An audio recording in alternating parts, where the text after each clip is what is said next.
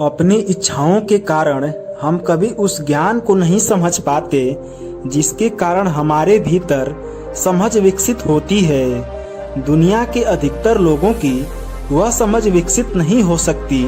इसलिए यदि आप वह इंसान हो जो जीवन को समझना चाहते हो तो आपको अकेले ही चलना होगा। एक बहुत महान राजा थे जिन्हें ज्ञान में बहुत रुचि थी। एक बार उनके दरबार में एक महान सन्यासी आने वाले थे। उनके आने के कारण राजा बहुत प्रसन्न थे, लेकिन वह सन्यासी हर किसी से नहीं मिला करते थे। इसलिए वह महल आए और एक अकेले कक्ष में राजा से मिले। राजा ने उन्हें प्रणाम किया और बोले, गुरुजी, आपका बहुत आभार कि आप मेरे महल में आए हो, लेकिन मैं चाहता हूँ आपके द्वारा दिया गया ज्ञान मेरी प्रजा भी सुने। सन्यासी बोले, राजा, बिना उनकी इच्छा के तुम यह कैसे कह सकते हो कि उन्हें मेरे ज्ञान की जरूरत है। राजा बोले, गुरुजी, आप यह कैसी बातें कर रहे हैं। हर मनुष्य को ज्ञान की जरूरत होती है ताकि वह अपना जीवन समझदारी से जी पाए। सन्यासी बोले, यह तो तुमने ठीक कहा, मनुष्य को ज्ञान की आवश्यकता होती है, लेकिन ज्ञान तो हर जगह उपलब्ध है, फिर मनुष्य को उसे ग्रहण क्यों नहीं कर लेता।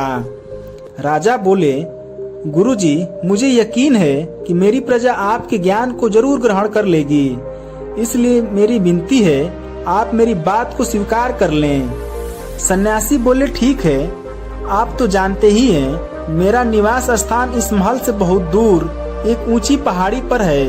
यदि आपको लगता है कि प्रजा को मेरे ज्ञान की आवश्यकता है तो आप उन्हें लेकर मेरे निवास स्थान तक पहुँचे। आपकी प्रजा को ज्ञान प्राप्त करने के लिए इतना मूल्य तो चुकाना ही होगा। सन्यासी की बात सुनकर राजा अत्यंत प्रसन्न हो गया। वह बोला, गुरुजी, मेरी तरह प्रजा भी आपको बहुत मानती है। मुझे तो बस कहने की देरी है, वे सभी आपके पास पहुंच जाएंगे। सन्यासी बोले, ठीक है राजन, आप कल ही प्रजा को लेकर मेरे निवास स्थान पर पहुंच जाना, वहां मैं उन्हें अपना अनमोल ज्ञान दूंगा। ऐसा कहकर सन्यासी महल से चले गए। सन्यासी के महल से जाते ही राजा सेनापति से बोले, पूरे राज्य में ढिढोरा पिटवा दो कि उन्हें कल सन्यासी जी से मिलने के लिए जाना है। राजा की बात सुनकर सेनापति ने ऐसा ही किया।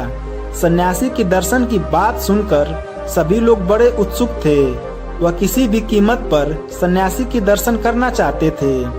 प्रजा का ऐसा उत्साह देखकर राजा के अंदर आत्मविश्वास आ गया कि अब तो प्रजा के भीतर वह समझ उत्पन्न हो जाएगी जिससे कि उनका जीवन खुशहाल बन जाएगा। दूसरे दिन सुबह सभी लोग बहुत उत्सुकता से राजा रानी के साथ पहाड़ी की तरफ चल पड़े। प्रजा ने राजा के साथ थोड़ी ही दूरी तय की होगी कि प्रजा को एक जगह तांबे के सिक्के दिखाई दिए। उन सिक्कों को देखकर 20% जनता तांबे के सिक्कों को बटोरने में लग गई। राजा उनसे कहने लगे, यह तुम लोग क्या कर रहे हो? इन सिक्कों को छोड़ दो, हमें सन्यासी जी से मिलने जाना है। भीड़ में से एक व्यक्ति बोला, राजन, हम बहुत गरीब हैं, अभी इस वक्त यह तांबे के सिक्के हमारे लिए बहुत जरूरी है, इसलिए हमें क्षमा करें, हम आपके साथ आगे नहीं जा सकते। उन लोगों की बात सुनकर राजा ने उन्हें वहीं छोड़ दिया और आगे की ओर निकल पड़े। अब वो आगे बढ़े तो उन्हें एक जगह चांदी के सिक्के का ढेर दिखाई दिया। उन सिक्कों को देखकर आधी से ज्यादा जनता उन्हें बटोरने में लग गई। राजा उन्हें भी छोड़कर आगे की ओर निकल पड़े और आगे बढ़े तो सोने के सिक्कों का ढेर दिखाई दिया। सोने के सिक्के देखकर तो बची हुई जनता और भी पागल हो गई। वह उन सोनों के सिक्कों को बटोरने में लग गए और अब सिर्फ राजा और रानी ही बचे थे जो कि पहाड़ की तरफ जा रहे थे। अब वे पहाड़ के कुछ नजदीक आने ही वाले थे कि उन्हें हीरे के आभूषण दिखे। उन आभूषणों को देखकर रानी से रहा नहीं गया और वह उन आभूषणों को देखने लगी और वहीं पर रुक गई। मजबूरी में राजा को रानी को भी छोड़ना पड़ा और वह आगे बढ़ गए। राजा जब सन्यासी जी के पास पहुँचे तब न प्रजा उनके साथ थी, न सैनिक, न रानी, वह अकेले ही थे।